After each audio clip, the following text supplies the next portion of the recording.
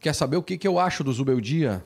Dá informação! A informação tá aí. O Zubeldia, novo técnico do Inter, chega hoje, assina contrato até o final de 2026. Ele e a comissão técnica dele tem um salário de 1.200.000, tá?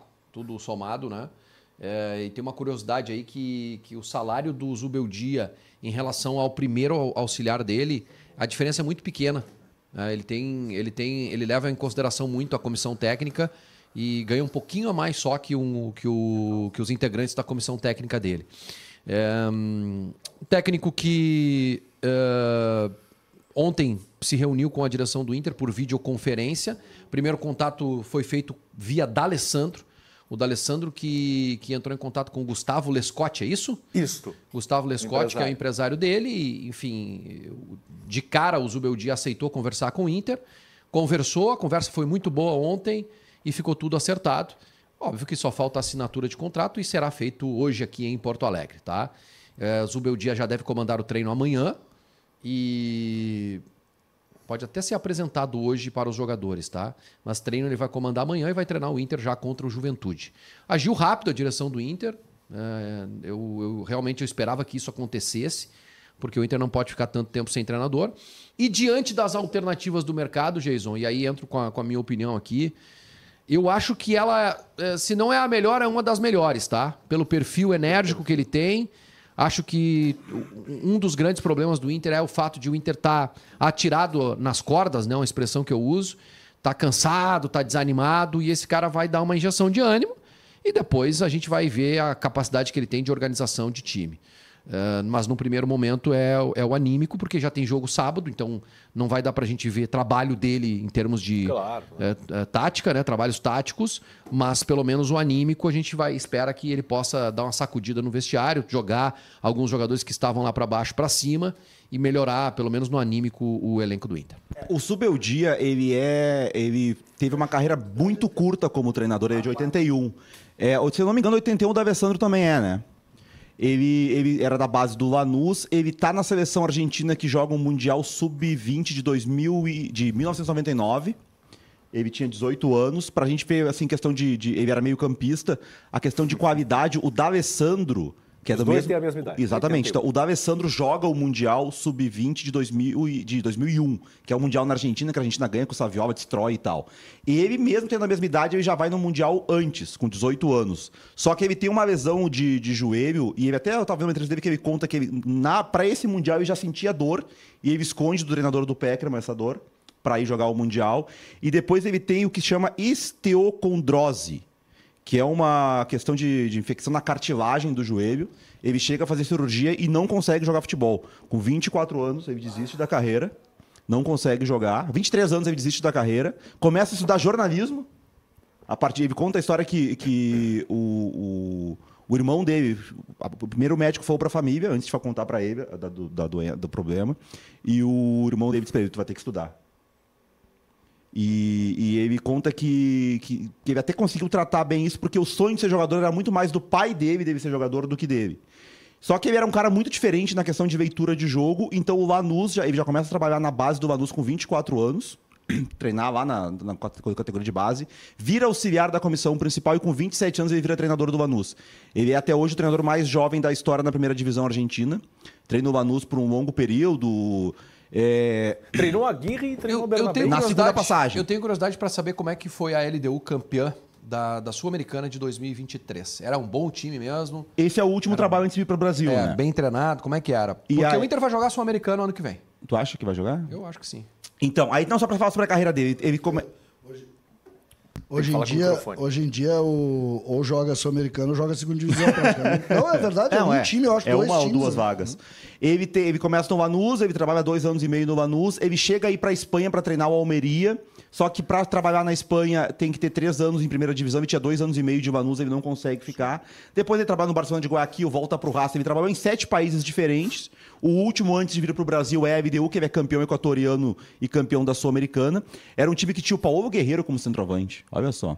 Esse time da LDU era um time muito de ligação rápida ao ataque, usando os pontas.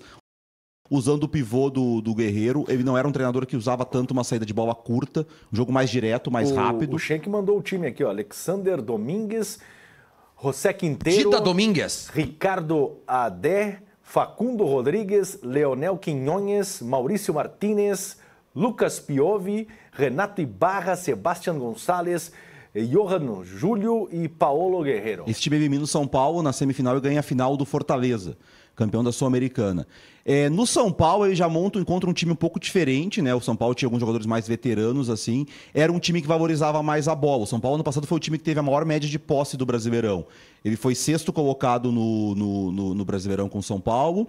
Ele, na Libertadores, só cai pro Botafogo. Chegou no início do campeonato? Ele logo no início, porque o São Paulo estreia na Libertadores com o Carpini, perde pro Tajeres em Córdoba e depois ele assume. Então ele começa o Campeonato Brasileiro desde o início? Acho que segunda rodada, terceira rodada. O São Paulo chega a perder na estreia do Brasileirão também. Tá, e aí ele é sexto colocado. Sexto. Só que o São Paulo avança nas Copas, né? O São Paulo vai pra semifinal, se eu não me engano, ou quartas da Copa do Brasil, quartas da Libertadores, cai nos pênaltis pro Botafogo, que o Carriere erra um pênalti no Morumbi pra ter eliminado o Botafogo. É verdade, o time jogou bem aquele jogo, cara. O São Paulo jogou bem aquele jogo. Podia ter passado, é verdade. Oitavas da Libertadores ali? Oitavas? Não, oitavas não é Botafogo e Palmeiras? Quartas eu acho que é quartas. 2024.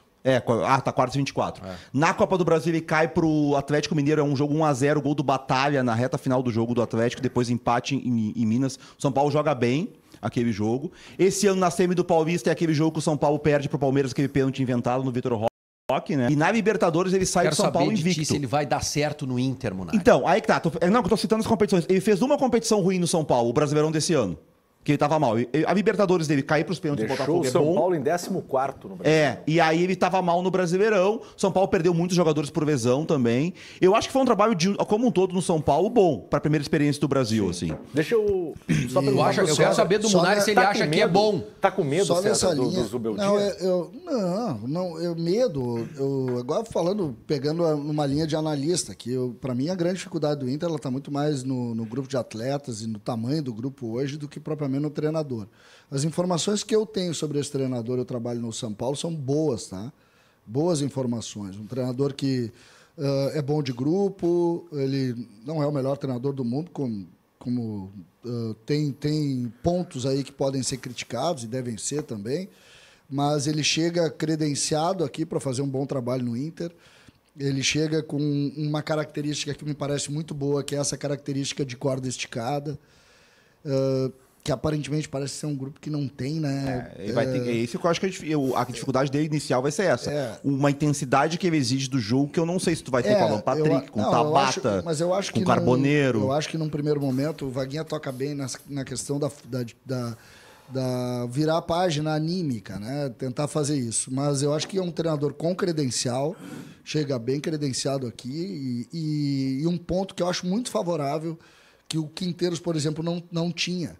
É um treinador que já conhece o futebol brasileiro. Isso aí sim. Sobretudo no campo da logística. Porque é uma coisa que todos os treinadores que, quando batem a primeira vez, sofrem muito. Se tu pegar, por exemplo, no Inter, o Ramires, o próprio Medina, no Grêmio, vários. Quinteiros... sofrem muito os treinadores com a logística. O outro que sofreu também, o treinamento, para mim é um dos melhores, o Milito, sofreu muito também com a logística. O time dele começa voando, daqui a pouco começa a perder gás, né? Porque claramente a logística derruba. Né? Até como o Inter tá fora das Copas, até tem um calendário um pouco mais esvaziado. Mas ele te tira a questão de treinamento, né? Eu acho que o grande ponto assim, do Zubeldia é que ele é um cara que se mostrou adaptável. O São Paulo dele é bem diferente da LDU. Então ele conseguiu entender que o elenco era diferente, não dava para fazer um jogo tão rápido. Mas assim, não é o elenco ideal, o elenco do Inter. Essa questão de conhecimento do mercado também. Ele gosta de umas polêmicas. Mas o mercado, por exemplo, ele não, neste momento, não vai tocar em nada. Não tem o que fazer. Agora o que não ele tem para fazer hoje é administrar a logística, que para ele não vai ser a pior do mundo, porque o Inter, em tese, vai jogar... Só Brasileirão, né? 16 jogos, né? É uma 16 ou 17, de turno. 15 jogos. 15 jogos, se eu não me engano. 15 jogos. Então não vai ser o maior problema dele. Mas o fato de conhecer o mercado brasileiro e a logística, para mim, hoje é fundamental na vida de um treinador. Se o Inter tivesse demitido o Roger no jogo, após o jogo contra o Palmeiras, eu tinha certeza que o anímico do time no Grenal seria diferente. Pois é.